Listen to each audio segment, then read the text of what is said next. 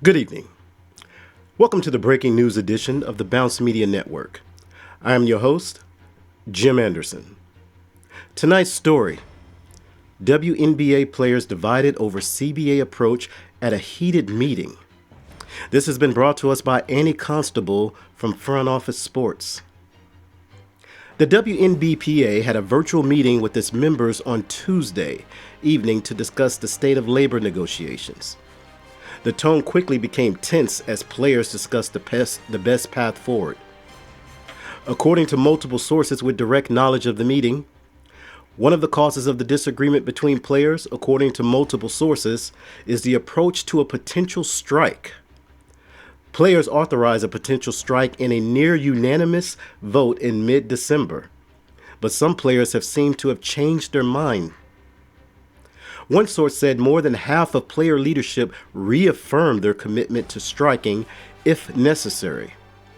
The strike vote, authorized by the union's executive committee made up of 7 players and led by President Nneka Ogwumike, to call a strike whenever it felt it was necessary.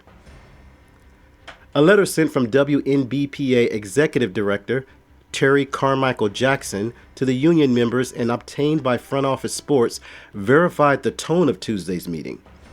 In it, she wrote, "Last night's conversation was spirited, passionate, and at times tough." Jackson went on to say this signaled the health of their union.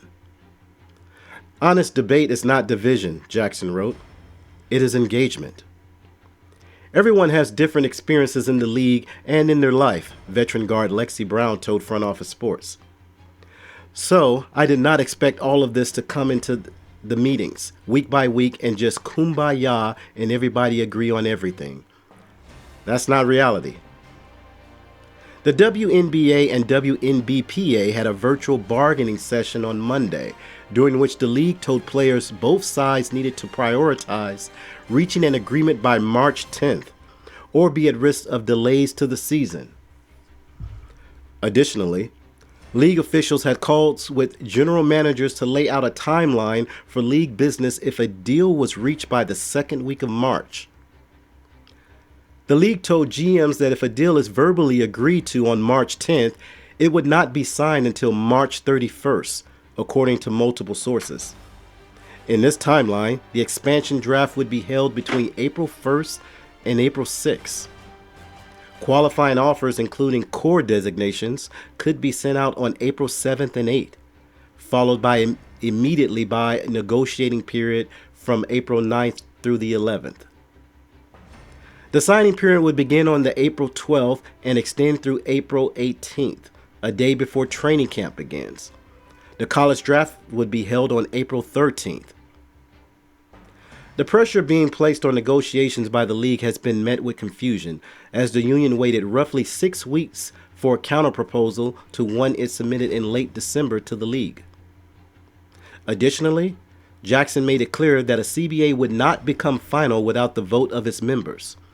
As was the case for the previous CBA, the union would need the majority of players who vote to be in agreement in order to reach a deal.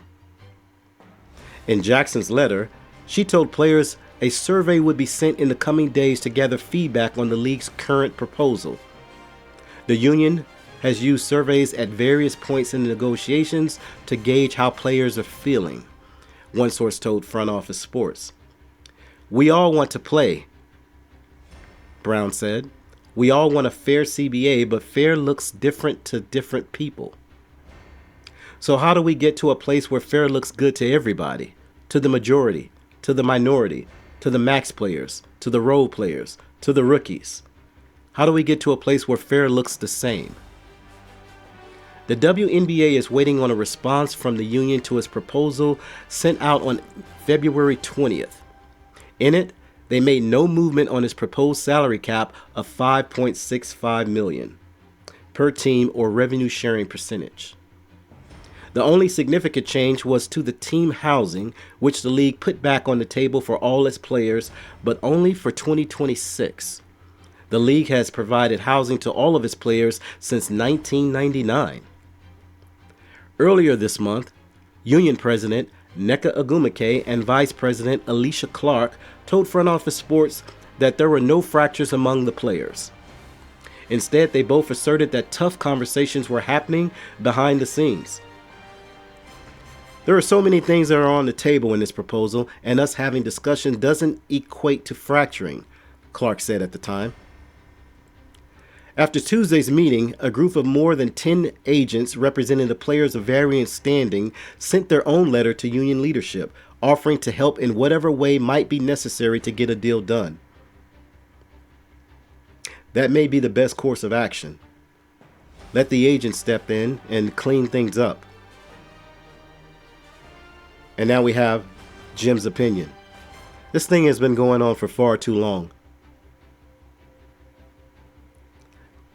The WNBA and the WNBA have been negotiating since the fall of 2025. We are now approaching spring 2026. No one wants to give in. No one wants to budge. We got ourselves a standoff. Who's going to move first? And that's all I have for you. Good night.